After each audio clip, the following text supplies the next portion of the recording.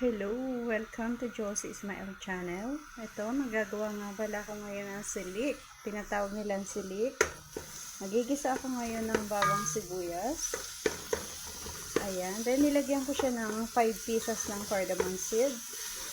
Then, ito na nakababad na siya sa lemon yung aking manok. Then, nakababad na rin yung aking Egyptian rice. Yan ang gagawin kong silik. Ang tinatawag nga palang silik dito guys ay yung parang lugaw sa atin pero meron siyang milk. Mamaya magkakanaw ako ng 10 spoon ng milk powder. Yan ang mga halo. Simple lang ito guys. Ano lang ilalagay ko dyan? Maggi. Okay. Wait natin hanggang mag-brown siya. Tsaka ko ihulog yung manok.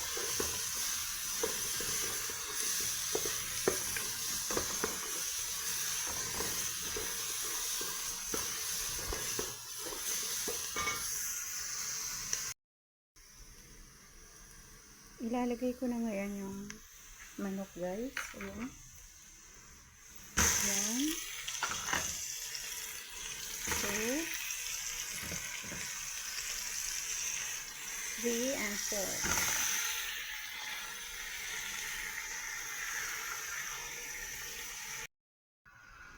4. Ayan, lalagyan ko na siya ng tubig. Kailangan marami siyang tubig para maganda ang lambot niya. Malambot siya na malambot. Then, pagka okay na yan, nilalagay ko siya sa oven. Wait ko na lang siya until kumulo at itatambog ko ang aking rosemary na tinatawag or Egyptian rice. Ayan, kumukulo na siya. If malambot na yan, itatambog ko na yung aking rice or rosemary.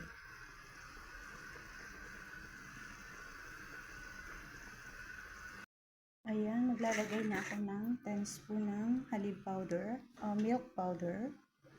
1, 2, 3, 4, 5, 6, 7, 8, 9, 10. Ito yung pangsasabaw ko mamaya sa ginagawa kong pagkain. Ayan, malambot na siya. Lalagyan ko na siya ng toppings.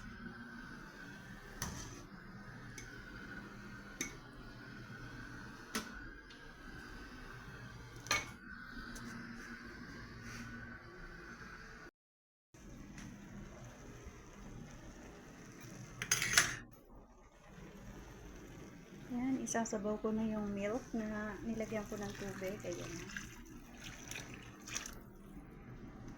Angkor milk ang ginamit ko nga pala dyan.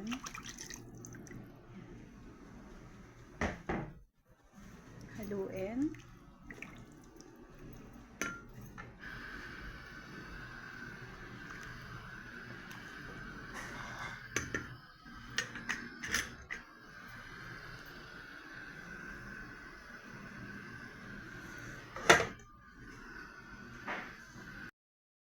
Ayan, luto na siya.